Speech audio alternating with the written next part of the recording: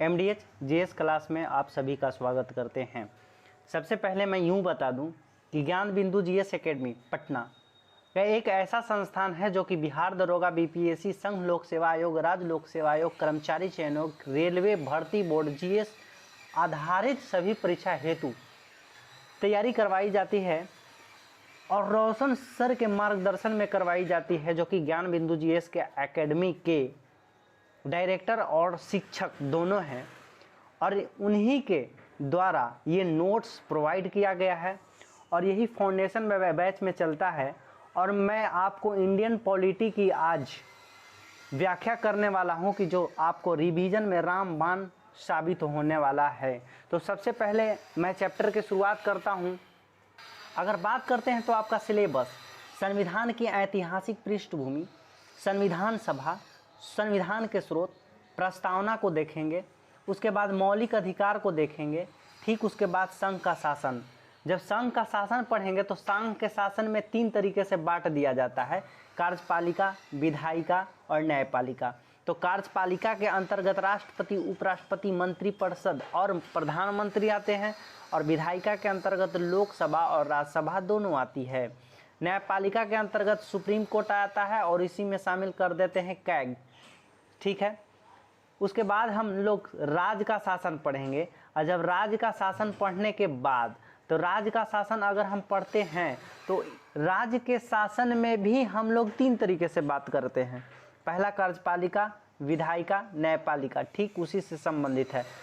कार्यपालिका के अंतर्गत राज्यपाल, मंत्रिपरिषद, मुख्यमंत्री आते हैं। विधायिका के अंतर्गत विधानसभा और विधान परिषद बिहार के संदर्भ में आते हैं, ठीक है। न्यायपालिका उच्च न्यायालय, पटना हाई कोर्ट, यानी कि बिहार के अंतर्गत में एक बात करते हैं तो इन सब के बीच में पढ़ना है। भाग 9 की बात करते हैं तो पंचायती राज व्यवस्था पढ़ेंगे, पंचायती राज अधिनियम 2006 पढ़ेंगे, भारत में निर्वाचन प्रणाली पढ़ेंगे, गुट निरपेक्ष, सार्क, संयुक्त राष्ट्र संघ, विविध, सब लोग हम लोग पढ़ने की कोशिश करेंगे। तो सबसे पहले ये आते हैं कि आपका संविधान अगर बात करते हैं तो सिलेबस में सबसे पहले क्वेश्चन आपका ये उठता है सर कि संविधान की ऐतिहासिक पृष्ठभूमि। तो आज हम लोग सबसे पहले यही जानकारी करेंगे कि आखिर संविधान की पृष्ठभूमि क्या है, ठीक है। सबसे पहले संविधान क्या है, आपके मन में ये उठता होगा सर कि आखिर संविधान क्या है। तो संविधान नियम, उपनियम का पालन करता है, एक लिखित दस्तावेज है जो कि निर्धारित करता है कि सरकार का संचालन किस तरीके से किया जाएगा और सरकार का निर्माण किस तरीके से किया जाएगा, ठीक है। दोनों है। सरकार के अंतर्गत कौन कौन सी संस्था है और नहीं है, ये सब हम लोग देखेंगे। संविधान देश की सर्वोच्च विधि होती है, आप मानते हैं कि नहीं? संविधान देश की सर्वोच्च विधि होती है जो यह निर्धारित करती है कि कार्यपालिका, विधायिका और न्यायपालिका का कार्य होता है। संविधान एक आईना की भांति है, जो जिस तरीके से संविधान में कही गई है उसी तरह से आपको राष्ट्रपति, प्रधानमंत्री के द्वारा कार्य किया जाता है। आईना की भांति है जो देश के वर्तमान में भूत और भविष्य को बताता है। अच्छा, भूत और भविष्य दोनों बताता है, ठीक है।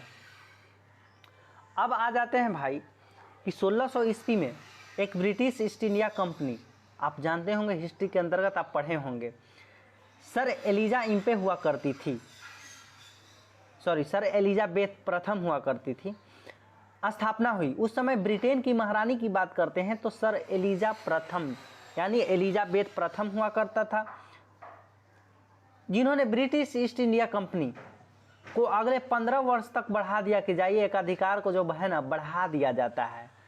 बाद के वर्षों में 1609 ईस्वी में इंग्लैंड के सम्राट जेम्स प्रथम ने कंपनी के व्यापार एकाधिकार को अनिश्चित काल तक खत्म कर दिया। ले लोटा, काम हो गया गड़बड़। अब कैसे हो गया गड़बड़ हम समझते हैं।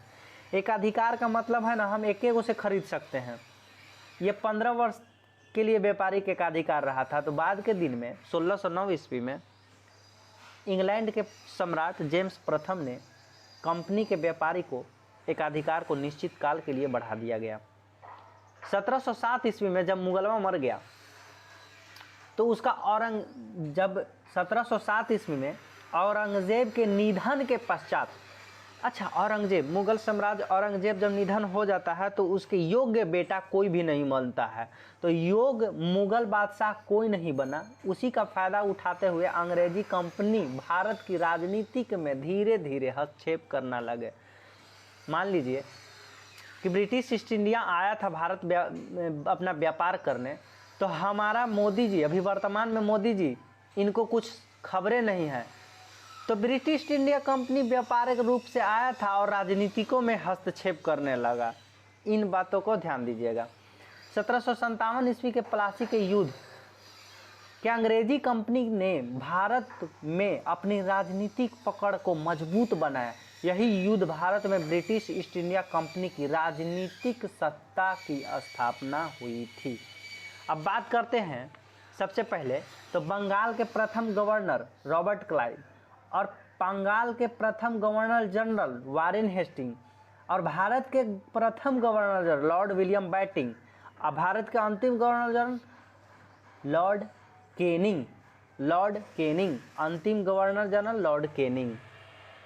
अगर हम बात करते हैं तो कि भारत के प्रथम वायसराय कौन बने थे, तो भारत के प्रथम वायसराय लॉर्ड केनिंग बने थे। स्वतंत्र भारत के प्रथम गवर्नर जनरल लॉर्ड माउंटबेटन बने थे। वही स्वतंत्र भारत के प्रथम एवं अंतिम भारतीय गवर्नर जनरल चक्रवर्ती राजगोपालाचारी बने थे। अब 1764 ईस्वी में क्या हुआ था भाई, तो 1764 ईस्वी में बक्सर का युद्ध हुआ था। 12 अक्टूबर 1764 ईस्वी में युद्ध हुआ जो कि हेक्टर मोन्रो के नेतृत्व में हुआ। अंग्रेजी कंपनी की जीत हो गई। अंग्रेजी कंपनी की जीत हो गई और 1764 के बक्सर के युद्ध के बाद 1765 ईस्वी में रॉबर्ट क्लाइव के नेतृत्व में इलाहाबाद की संधि हुई। इसी संधि के तहत अंग्रेजी कंपनी को बिहार, बंगाल तथा उड़ीसा के क्षेत्र में दीवानी अधिकारी यानी कर वसूलने का अधिकार प्राप्त हुआ। और 1771 ईस्वी में जाते जाते अंग्रेजी कंपनी को निजामती अधिकार शासन करने वाला भी प्राप्त हो गया।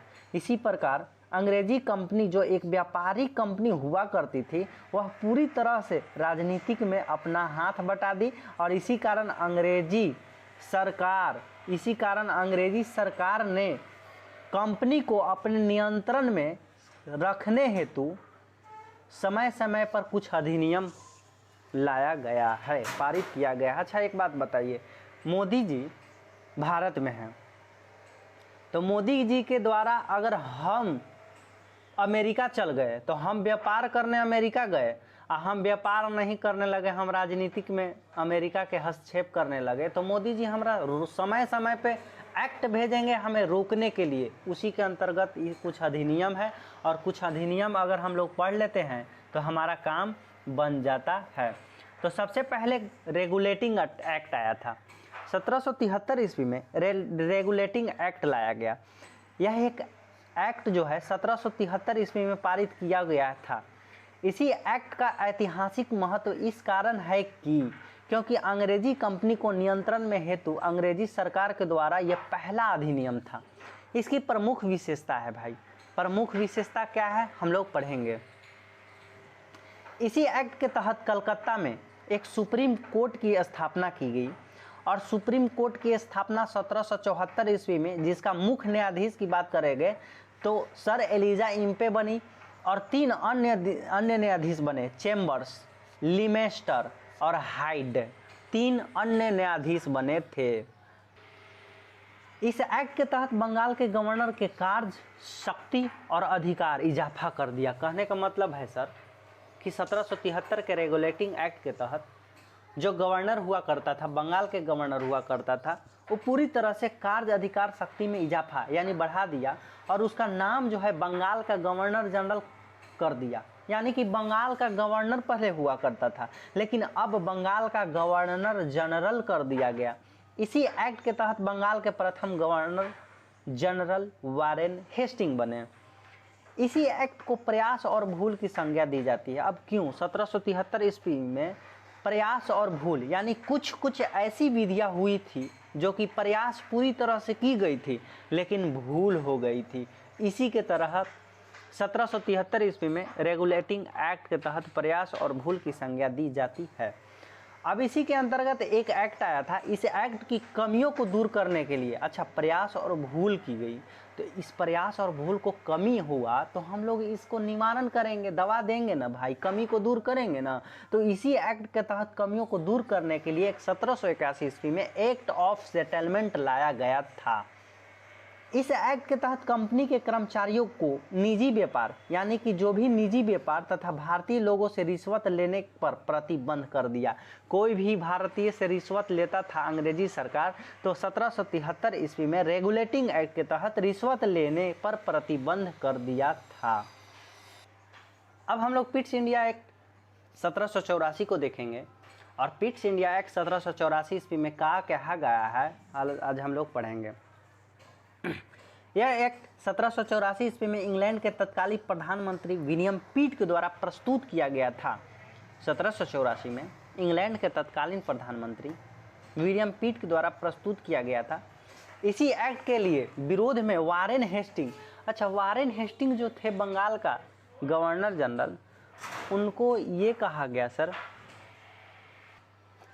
वारेन हेस्टिंग बहुत अच्छे आदमी थे जो कि 1773 ईस्वी में थे बंगाल के प्रथम गवर्नर जनरल, लेकिन बहुत अच्छे आदमी थे। 1784 कहीं ना कहीं भारतीयों को तकलीफ देने वाला एक्ट था और इनको तकलीफ सही नहीं गई भारतीय के खिलाफ, तो उन्होंने वारेन हेस्टिंग पद छोड़ दिया और पद छोड़ के 1785 ईस्वी में इंग्लैंड लौट गया। और इसी एक्ट की प्रमुख विशेषता निम्न है। कहा जाता है कि जब वारेन हेस्टिंग पद छोड़ दिए थे तो उन्हीं के विरोध में एक वर्ग द्वारा महाभियोग चलाया और 1794 ईस्वी में उस महाभियोग से 1794 ईस्वी में वारेन हेस्टिंग बच गए, निर्दोष साबित हो गए। लेकिन बेचारा सुनने में आता है कि वारेन हेस्टिंग अपनी फांसी लगा लिया कि हम अपनी ज़िंदगी में कुछ ऐसे काम नहीं किया और मुझे बर्क नामक विद्वान ने हमारे ऊपर लांछन लगा के महाभियोग लगा दिया, हम जीना अब नहीं चाहते हैं। और लेकिन उल्टा में वारेन हेस्टिंग ने ही बर्क के द्वारा ऐसी चाल चली कि बर्क को फांसी हो गया। इसी एक्ट के तहत अंग्रेजी सरकार ने कंपनी के ऊपर पूर्ण नियंत्रण स्थापित किया। पूर्ण नियंत्रण कहने का मतलब ये हुआ सर कि पूरी तरह से 1784 ईस्वी के एक्ट के अपने अंग्रेजी सरकार के कंपनी को पूर्ण नियंत्रण करने की कोशिश करने लगा। उसके बाद अगर हम बात करते हैं तो इसी एक्ट के तहत लंदन में 2 संस्था खुली, एक बोर्ड ऑफ डायरेक्टर और बोर्ड ऑफ कंट्रोलर। एक बोर्ड ऑफ कंट्रोलर राजनीतिक मामला को देखता था और वही बोर्ड ऑफ डायरेक्टर जो कि व्यापारी मामला को देखना होता था, यही स्थापना किया गया था। अगर हम बात करते हैं 1784 ईस्वी के पिट्स इंडिया एक्ट, यह बहुत कम दिन तक चला था। इसमें संशोधन 1786 ईस्वी में किया गया और जिसे 1786 का अमेंडमेंट एक्ट कहा जाता है। और इसी के तहत गवर्नर जनरल को वीटो का अधिकार दिया गया। वीटो का अधिकार कहने का मतलब जानते हैं चला? वीटो का अधिकार का मतलब है कि हम अपने पास रख सकते हैं, कोई अगर डिसीजन आता है तो हम अपने पास रख सकते हैं। ठीक उसके बाद अंग्रेजी कंपनी शासन के द्वारा 1793 का चार्टर एक्ट आया। चार्टर एक्ट में ये कहा गया कि इसी एक्ट में कहा गया कि कंपनी के अधीन जो भी कर्मचारी हैं उनका वेतन जो है भारतीय राजस्व से दिया जाएगा। कहने का मतलब है कि जो भी कंपनी में काम कर रहे हैं कर्मचारी, उसका वेतनवा जो है ना भारतीय राजस्व से दिया जाएगा। इंग्लैंड राज्य कर रहा है अंग्रेजी शासन, लेकिन भारतीय वेतन भारतीय राजस्व से प्राप्त किया जाएगा। और 1793 के चार्टर एक्ट के अधिनियम कहा गया कि अब ये 20 वर्ष तक कंपनी को व्यापार एकाधिकार प्राप्त रहेगा, यानी कि 20 वर्ष तक ऐसे ही चलेगा। ठीक है। अब उसके बाद 20 साल बाद 1793 के 20 साल बाद 1813 का चार्टर एक्ट अधिनियम आया। उसमें 2-3 बात कही गई है, आपको याद करना पड़ेगा। इस एक्ट के तहत कंपनी के व्यापारिक अधिकार को आंशिक रूप से समाप्त कर दिया गया। मतलब आंशिक कहने का मतलब है कि हम कहीं से एक जगह से सामान खरीद रहे थे, अब एक जगह से नहीं खरीदेंगे, अब कहीं से भी हम व्यापार कर सकते हैं, किसी से भी हम खरीद सकते हैं कंपनी में। लेकिन कंपनी में भारत में चाय तथा पूर्वी एशिया देशों के साथ, चीन ही के साथ व्यापार कर सकता है, बाद बाकी किसी से भी व्यापार नहीं कर सकता था। लेकिन चाय और भारत में चाय तथा पूरी एशिया देशों में चाय के लिए चीन के साथ व्यापार कर सकता था, और बाकी इसीलिए आंशिक रूप से कहा गया। ठीक है, 1813 के चार्टर एक्ट अधिनियम, इस एक्ट में यह भी कहा गया कि जो भी भारतीय शिक्षा पर प्रति वर्ष 1 लाख रुपया खर्च किया जाएगा, मतलब जो भी भारत में पढ़ रहा है, पढ़ लिख रहा है, उसके भारतीय शिक्षा पर 1 लाख रुपया खर्चा करने की प्रदान किया गया था। अगर हम बात करते हैं इसी के अधिनियम में कहा गया कि इस एक्ट में ये भी कहा गया कि ईसाई मिशनरियों को भारत में धर्म प्रचार करने के लिए छूट दीजिए। मतलब जितनी भी ईसाई लोग हैं, 1813 के चार्टर एक्ट अधिनियम के तहत ईसाई मिशनरियों को भारत में धर्म करने की छूट दीजिए, धर्म में प्रचार करिए, खूब अपना बढ़ाइए ईसाई। ठीक है, अब उसके बाद 1833 का चार्टर एक्ट अधिनियम पढ़ेंगे, और 1833 के चार्टर एक्ट अधिनियम के तहत 20 साल बाद, 1813 के 20 साल बाद, जब 1813 के चार्टर एक्ट अधिनियम में कहा गया आंशिक रूप से समाप्त किया गया व्यापारी को, तो 1833 ईस्वी में कहा गया कि कंपनी के व्यापारी को एकाधिकार से पूर्णतः खत्म कर दिया जाएगा। अब कंपनी को कार्य भारत में शासन करना हो गया, यानी कि अब कंपनी जो भारत में शासन करने लगा और अपना व्यापारी पूर्णतः खत्म कर दिया, एकाधिकार को पूर्णतः खत्म कर दिया, और अपनी कार्य जो है भारत में शासन करने लगा अंग्रेजी सरकार। बहुत ही कमीना अंग्रेजी सरकार काम कर रहा था। लेकिन एक बात है, अंग्रेजी सरकार आया तो बहुत सा कामों किया है, चलिए ठीक है, उसको बात की बात है। दूसरा कहा है 1833 के चार्टर एक्ट अधिनियम के तहत कि जो बंगाल के गवर्नर जनरल हैं उसको अब भारत का गवर्नर जनरल बनाइए। अरे वाह, भारत का गवर्नर जनरल बना दिया। इसी एक्ट के तहत भारत के प्रथम governor general Lord William Bentinck बने थे।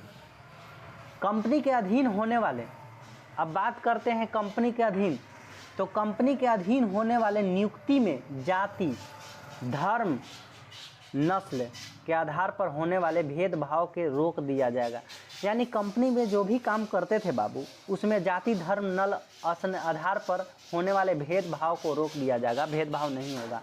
ये हमारा अनुच्छेद 15 भी कहता है। ठीक है, गवर्नर जनरल की कार्यकारिणी परिषद में, अच्छा अब गवर्नर बन गया, भारत के गवर्नर बन गया, तो उनके प्रति जिम्मेदारी तो कुछ बढ़ गई होगी, तो इन्हीं के तहत एक कार्यकारिणी परिषद में अस्थायी सदस्य के रूप में, यानी विधि कानून सदस्य की नियुक्ति की गई, और इस पद पर बैठने वाले सर्वप्रथम लॉर्ड मैकाले हुए।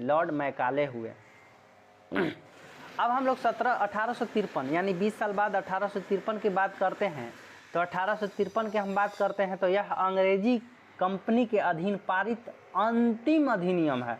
अंग्रेजी कंपनी के अधीन अधिनियम है, जिसकी प्रमुख विशेषता निम्न है।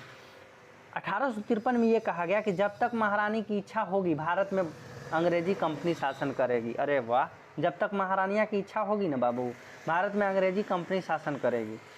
इस एक्ट की सबसे प्रमुख विशेषता यह है कि इसके तहत पहली बार सिविल सेवक की नियुक्ति करने हेतु प्रतियोगिता परीक्षा के आयोजन की बात की गई। इससे पहले सिविल सेवकों की नियुक्ति बोर्ड ऑफ डायरेक्टर करता था। कहने का मतलब है कि जो भी अगर सिविल सेवक बनना चाहता है ना बाबू, अब 1853 के चार्टर एक्ट अधिनियम के तहत आपको खुली प्रतियोगिता परीक्षा की नियुक्ति कहने की बात की, नियुक्ति हेतु प्रतियोगिता परीक्षा के आयोजन की बात कही गई, करवाई नहीं गई, बात कही गई कि अब जो है सिविल सेवकों की नियुक्ति बोर्ड ऑफ डायरेक्टर नहीं करेगी। 1853 के चार्टर एक्ट अधिनियम के तहत कि सिविल सेवकों की नियुक्ति हेतु प्रतियोगिता परीक्षा के आयोजन की बात कही गई। अब उसके हम बाद आते हैं 1853 के अंतिम अधिनियम था अंग्रेजी सरकार के कंपनी का। अब जो है ब्रिटिश ताजे करने लगा शासन 1858 से 1947 के अंतर्गत। पहले देखेंगे 1858 का भारत परिषद अधिनियम, 1861, 1892, 1909, 1919, 1935 और 1947 का भारतीय स्वतंत्रता अधिनियम। तो पहले देखेंगे हम लोग 1858 का भारत शासन अधिनियम। क्या कहा जाता है बाबू? कहा जाता है कि ब्रिटिश ताज के शासन के दौरान पारित यह पहला अधिनियम है। इनकी प्रमुख विशेषता है इस एक्ट के तहत ब्रिटिश कंपनी को भारत से बाहर कर दिया, कंपनी को अब भारत से बाहर कर दिया और ब्रिटिश ताज के शासन की स्थापना हुई। बबुआ रे, यहाँ ध्यान देना, क्या ध्यान देना कि इस एक्ट के तहत बोर्ड ऑफ डायरेक्टर तथा बोर्ड ऑफ कंट्रोलर नामक संस्था जो है समाप्त कर दिया गया, जो कि 1784 ईस्वी में पिट्स इंडिया एक्ट के तहत बोर्ड ऑफ डायरेक्टर और बोर्ड ऑफ कंट्रोलर की संस्था को स्थापना किया गया था। तो वही 1858 में बोर्ड ऑफ डायरेक्टर और बोर्ड ऑफ कंट्रोलर को संस्था को समाप्त कर दिया गया और इन्हीं के स्थान पर एक पद लाया गया जिसे भारत सचिव कहते हैं, और भारत सचिव का सृजन किया गया, जो भारत सचिव का उसके कार्यों में सहयोग देने के लिए, यानी भारत सचिव जो है उसके कार्य में सहयोग देने के लिए 15 सदस्यीय कार्यकारिणी परिषद की गठना हुई, यानी गठन हुई। और प्रथम सचिव की अगर बात करते हैं तो लॉर्ड स्टैनली बने थे। कौन बने थे बाबू चेला? लॉर्ड स्टैनली बने थे। प्रथम सचिव लॉर्ड स्टैनली बने थे। प्रथम विधि कानून लॉर्ड मैकाले बने थी। प्रथम सचिव लॉर्ड स्टैनली बने थे।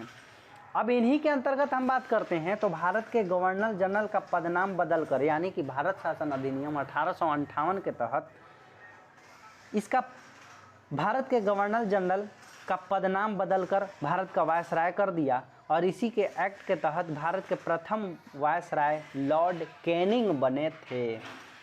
अब बात करते हैं 1858 के भारत शासन अधिनियम के तहत इसी एक्ट के तहत मुगल संस्था को अंत कर दिया, मुगल संस्था को ख़त्म कर दिया गया। अब हम लोग पढ़ते हैं 1861 का भारत परिषद अधिनियम। तो 1861 का भारत शासन अधिनियम पढ़ेंगे तो भारतीय इतिहास में इस अधिनियम का विशेष महत्व है, क्योंकि आज के भारत के शासन प्रणाली की नींव इसी एक्ट के तहत रखी गई थी। अब बात करते हैं इस एक्ट के तहत वायसराय को अध्यादेश जारी करने का आदेश दिया गया, यानी कि 1861 की ईस्वी के भारत शासन अधिनियम के तहत आप अध्यादेश जारी कर सकते हैं। इसी एक्ट के तहत भारत में कैबिनेट सिस्टम प्रणाली या संविभागीय प्रणाली की शुरुआत हुई, अर्थात हम यह कह सकते हैं कि इसी एक्ट के तहत मंत्रियों के बीच विभाग की बंटवारा की शुरुआत हो गई और 1861 के भारत परिषद अधिनियम के द्वारा ही इस एक्ट के तहत पहली बार प्रतिनिधित्व संस्था तौर पर विधान परिषद की स्थापना की गई और इस संदर्भ में 1862 में बंगाल, 1866 में उत्तर पश्चिम सीमा प्रांत पर, 1897 ईस्वी में पंजाब विधान परिषद की स्थापना की गई। अभी फ़िलहाल विधान परिषद की स्थापना 6 है, ठीक है। 1892 का भारत शासन अधिनियम पढ़ेंगे और अगर हम बात करते हैं तो 1892 का भारत शासन अधिनियम यह एक कांग्रेस के उदारवादी नेता के प्रभाव में आकर पारित किया गया था, जिसका प्रमुख विशेषता निम्न है। इस एक्ट के तहत प्रतिनिधित्व संस्था के विधान परिषद के सदस्यों के लिए निर्वाचन पद्धति की शुरुआत हुई। निर्वाचन पद्धति मतलब चुनाव। 1892 के भारत शासन अधिनियम के तहत इस एक्ट के तहत बजट पर आप बहस कर सकते हैं, लेकिन परंतु मत विभाजन का अधिकार नहीं है। आप मत नहीं दे सकते हैं, लेकिन बजट पर बहस कर सकते हैं। तथा अप्रत्यक्ष निर्वाचन प्रणाली को भी मान्यता दिया गया था।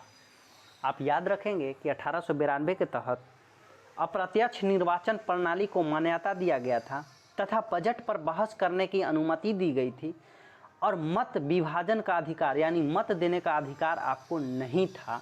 तो ही प्रश्न पूछने की आज़ादी मिली। आप प्रश्न पूछ सकते हैं, लेकिन पूरक प्रश्न नहीं, यानी उल्टा पुल्टा क्वेश्चन नहीं पूछ सकते हैं, यह आपका अधिकार नहीं था। अगला इम्पोर्टेंट है 1909 का भारत शासन अधिनियम। अगर हम बात करते हैं 1909 का भारत शासन अधिनियम, इस एक्ट के तहत तत्कालीन भारत सचिव लॉर्ड मार्ले हुआ करते थे और भारतीय वायसराय लॉर्ड मिंटो हुआ करते थे। तो तत्कालीन भारत सचिव लॉर्ड मार्ले और भारतीय वायसराय लॉर्ड मिंटो तो इन दोनों को मिलाकर जिस कारण इस एक्ट को हम लोग लॉर्ड मार्ले मिंटो यानी मार्ले मिंटो सुधार के नाम से भी जाना जाता है। उसके बाद करते हैं इस एक्ट के पारित होने के समय इंग्लैंड के प्रधानमंत्री की बात करते हैं तो H एक्विथ थे। अगर हम इस एक्ट के तहत बात करते हैं तो इस एक्ट के तहत मुसलमानों को पृथक निर्वाचन का अधिकार दिया गया। पृथक निर्वाचन ये होता है चला कि आप ही खड़ा होइएगा और मुस्लिम ही वोट देगा, इसका मतलब ये पृथक निर्वाचन का अधिकार दिया गया, जो कि इसका सबसे प्रमुख विशेषता है कि इस व्यवस्था के तहत चुनाव में मुसलमान ही उम्मीदवार होते हैं और मतदान भी सिर्फ मुसलमान ही करता है। इस एक्ट के तहत वायसराय के कार्यकारिणी परिषद में एक भारतीय सदस्य को शामिल किया गया, जो कि इससे पहले अभी हम पढ़े थे 1858 में board of director board of controller के संस्था को ख़त्म करके आपको भारतीय सदस्य के रूप में कार्यकारिणी नियुक्त किया गया था। उसमें 15 सदस्य थे, उसमें से एक भारतीय सदस्य को शामिल किया गया 1909 के भारत शासन अधिनियम के द्वारा। अगर बात करते हैं उनका नाम क्या था भाई, तो वायसराय की कार्यकारिणी परिषद में एक शामिल होने वाला प्रथम भारतीय सदस्य सत्येंद्र प्रसाद सिन्हा थे। कौन थे बेटा? सत्येंद्र प्रसाद सिन्हा। 1919 का भारत शासन अधिनियम हम लोग पढ़ेंगे तो इस अधिनियम को तत्कालीन भारत के सचिव मॉन्टेग्यू हुआ करते थे और वायसराय चेम्सफोर्ड हुआ करते थे। इन दोनों को मिला दीजिएगा तो चेम्सफोर्ड के नाम से भी जाना जाता है, मॉन्टेग्यू चेम्सफोर्ड के नाम से भी जाना जाता है 1919 का भारत शासन अधिनियम को। मॉन्टेग्यू चेम्सफोर्ड सुधार के नाम से भी जाना जाता है। यह अधिनियम 1919 में पारित हुआ था लेकिन लागू 1921 में हुआ था, कुछ कारणवश लागू नहीं हुआ होगा। इस अधिनियम के पारित होने के समय में इंग्लैंड के प्रधानमंत्री लॉर्ड जॉर्ज थे। इस अधिनियम के प्रमुख विशेषता और है बाबू, इस एक्ट के तहत प्रांतों में दैत शासन को लागू किया गया। प्रांतों में दैत शासन लागू किया गया जिसके तहत काम करने वाले विषयों को दो भाग में आरक्षित हस्तांतरित में बांट दिया गया। नोट: प्रांतों में दैत शासन का जनक लियोनस कार्टियस को माना जाता है। किसको माना जाता है बाबू? लियोनस कार्टियस को माना जाता है। इस एक्ट के तहत केंद्र में द्विसदनीय व्यवस्था को प्रावधान किया गया था, एक राज्य परिषद एक विधान परिषद। ठीक है। इस एक्ट के तहत सिविल सेवकों की नियुक्ति हेतु प्रतियोगिता परीक्षा का आयोजन करने के लिए लोक सेवा आयोग का गठन किया गया। याद कीजिए 1853 के चार्टर एक्ट अधिनियम के तहत हमने बताया था कि सिविल सेवकों की नियुक्ति करने के लिए बात कही गई है, लेकिन यहाँ 1919 के भारत शासन अधिनियम के तहत सिविल सेवकों की नियुक्ति हेतु प्रतियोगिता परीक्षा आयोजन करने के लिए लोक सेवा आयोग की गठन की बात कही गई, गठन की बात की गई। तत्पश्चात 1923-24 ईस्वी में ली कमीशन आयोग की रिपोर्ट पर 1926 ईस्वी में संघ लोक सेवा आयोग का गठन किया गया। और यही अगर बात करते हैं 1909 ईस्वी में अप्रत्यक्ष प्रणाली को मान्यता दिया गया, तो वही 1919 के भारत शासन अधिनियम के तहत प्रत्यक्ष प्रणाली को मान्यता दिया गया। और इसी एक्ट के तहत सिख, ईसाई तथा आंग्ल भारतीय समुदाय को पृथक निर्वाचन का अधिकार दिया गया, महिला को वोट देने का अधिकार दिया गया था 1919 के शासन अधिनियम के तहत। इसी एक्ट में ये कहा गया कि वायसराय के कार्यकारिणी में जो एक सदस्य के रूप में भारतीय जाना जाता था सत्येंद्र प्रसाद सिन्हा, जो कि 1909 में विवरण मिलता है देखने को, तो वही 1919 के भारत शासन अधिनियम के तहत कार्यकारिणी परिषद में 3 गो भारतीय सदस्य को शामिल किया गया। अब हम लोग पढ़ेंगे 1935 का भारत शासन अधिनियम। साइमन कमीशन के आयोग के रिपोर्ट पर 3 गोल सम्मेलन हुए, जो इसी को आधार बनाते हुए अंग्रेजी सरकार के द्वारा किया गया सबसे बड़ा संवैधानिक सुधार भारत शासन अधिनियम 1935 है। इसी अधिनियम के तहत 321 अनुच्छेद तथा 10 अनुसूची भारतीय संविधान के ऊपर सार्वभौमिक प्रभावी इसी एक्ट को पढ़ा। इस एक्ट के तहत पारित होने के समय इंग्लैंड के प्रधानमंत्री स्टैनले बाल्डविन थे। अब इनकी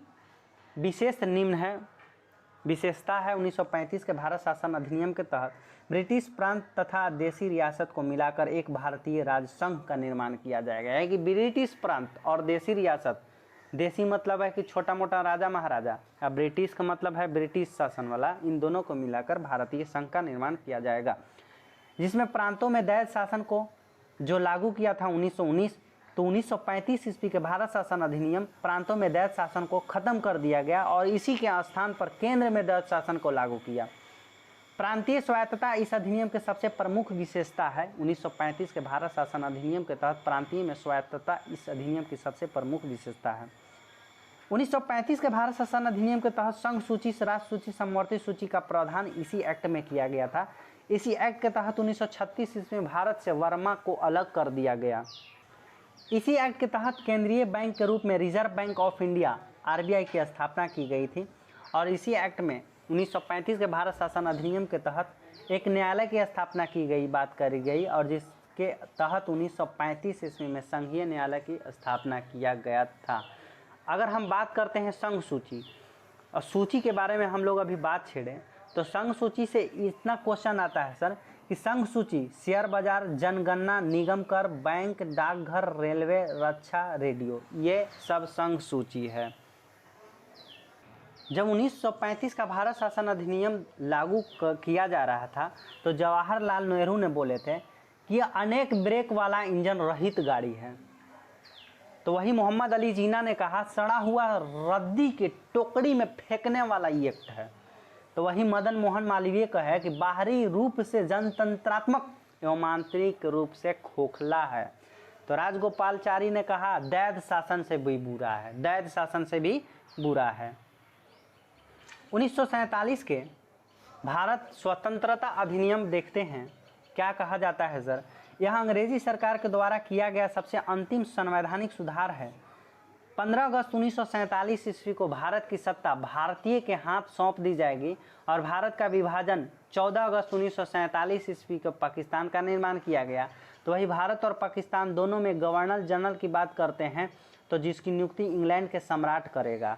स्वतंत्रता प्राप्ति पश्चात संविधान लागू होने के पूर्व भारत में शासन प्रणाली 1935 अधिनियम के तहत चलाया जा रहा है। आपका संविधान के ऐतिहासिक पृष्ठभूमि खत्म हुआ तथा इसका सभी रिवीजन करवा दिए। उम्मीद करता हूं कि आपको ये सेशन बहुत ही बेहतरीन मज़ेदार लगा होगा।